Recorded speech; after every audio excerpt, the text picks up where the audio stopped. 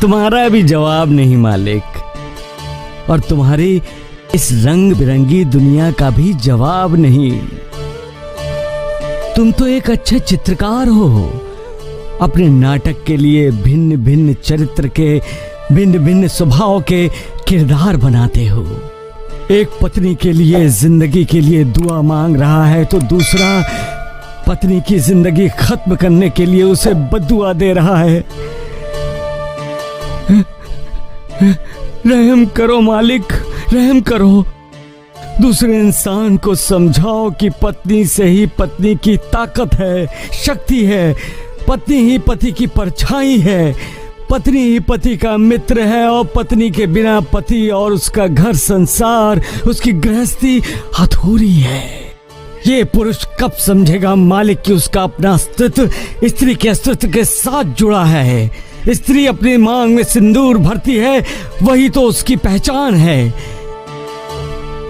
जब स्त्री मांग में सिंदूर नहीं भरती तो उसकी पहचान, उसका अस्तित्व मिट जाता है। कब जानेगा तुम्हारा ये इंसान मालिक, कब देगा वो स्त्री को, अपनी पत्नी को अहमियत मालिक। मालिक पर भरोसा करो बेटे। आप ही हमारे मालिक हैं बाबा। नहीं बेटे, मैं मालिक नहीं हूँ, मैं तो मालिक का बंदा हूँ। मालिक पर विश्वास करता हूँ। वो मालिक सब देखता है, सब सुनता है। जब अत्याचार अपनी सीमा पार कर लेता है तब उसकी लाठी बरसती है, और जब उसकी लाठी बरसती है तो आवाज नहीं होती, उसकी लाठी बेआवाज होती है। साईं बाबा, उस दिन पिताजी ने माँ का मंगलसूत्र भी खींच लिया। साईं बाबा, हमारे पिताजी शराब क्यों पीते हैं? पहले इंसान शराब को पीता है, फिर शराब इंसान को पी जाती है। शराबी न किसी का पिता, न ही किसी का पति, और न ही किसी का पुत्र होता है। शराब इतनी स्वार्थी और जहरीली है कि वो शराबी को अपने सिवाय किसी और का होने नहीं देती। शराब इंसान को बर्बाद कर देती है। हाँ साईं बाबा, मैं कभी भी शराब नहीं पीऊंगा। यही निश्चय, यही प्रण हर किसी को करना चाहिए, तभी इंसान का कल्याण होगा। जो दुख में साथ देता है वही सच्चा साथी होता है। पति और पत्नी एक दूसरे के सच्चे साथी होते हैं, तो शरीर एक प्राण होते हैं।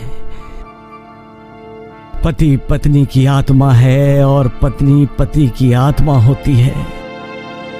जब किसी एक को ठेस लगती है तब दूसरे के मुख से निकलती है। मालिक जानता है कि उसकी अपनी बनाई दुनिया में दुख, दर्द, वेदना सुख से कहीं ज्यादा है। ऐसी दुनिया में कोई इंसान अकेला जिंदगी जी ही नहीं सकता। इसलिए उसने स्त्री और पुरुष की जोड़ी बनाई है, जिसे हम पति पत्नी कहते हैं। पति और पत्नी को एक दूसरे के साथ रहते हुए जब दुख मिलता है तो दुख की वेदना, दुख का दर्द आहत नहीं करता। दुख की तीव्रता कम महसूस होती है।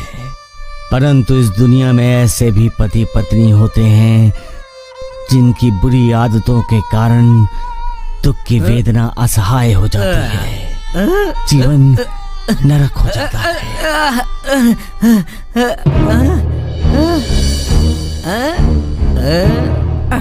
प्रणाम साईं बाबा, प्रणाम। शराब पीकर आए हो तुम? सब कुछ बेच डाला है तुमने, यहाँ तक कि अपनी पत्नी का मंगलसूत्र भी बेच डाला है।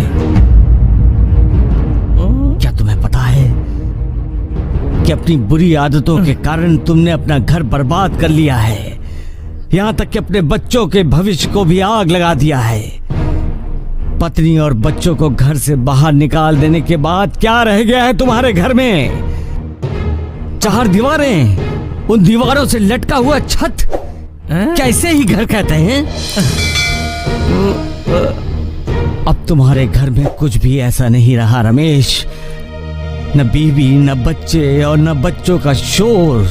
जिस शोर को तुम घंटा नाद कहोगे, वहां सिर्फ शराब की खाली बोतलें हैं। याद रखो,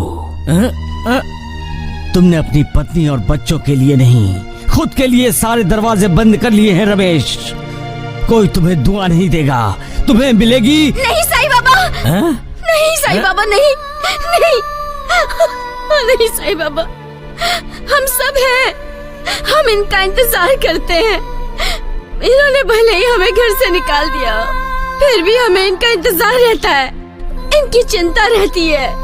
भगवान इन्हें सद्बुद्धि दे, यही प्रार्थना करती हूँ मैं, यही प्रार्थना करती हूँ मैं।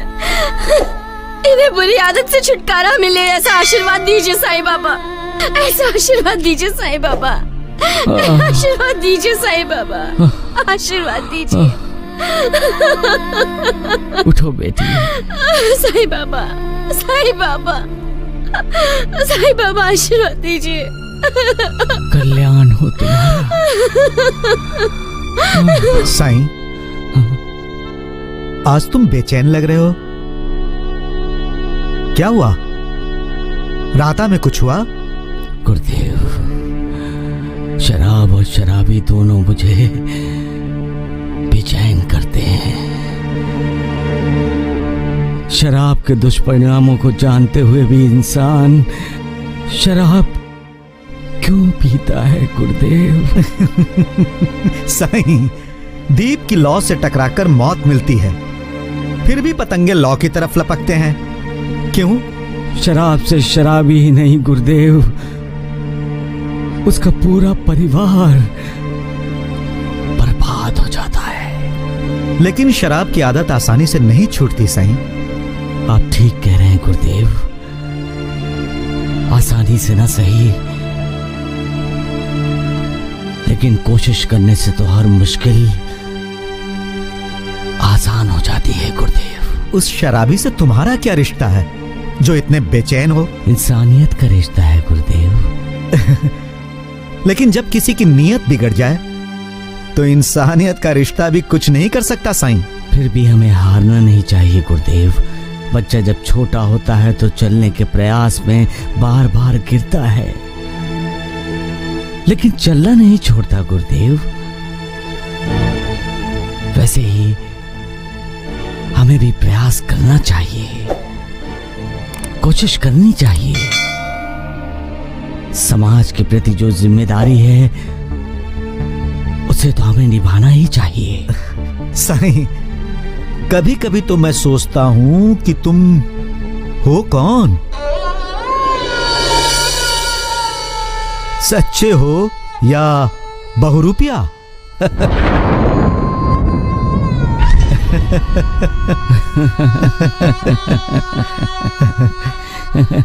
सबका मालिक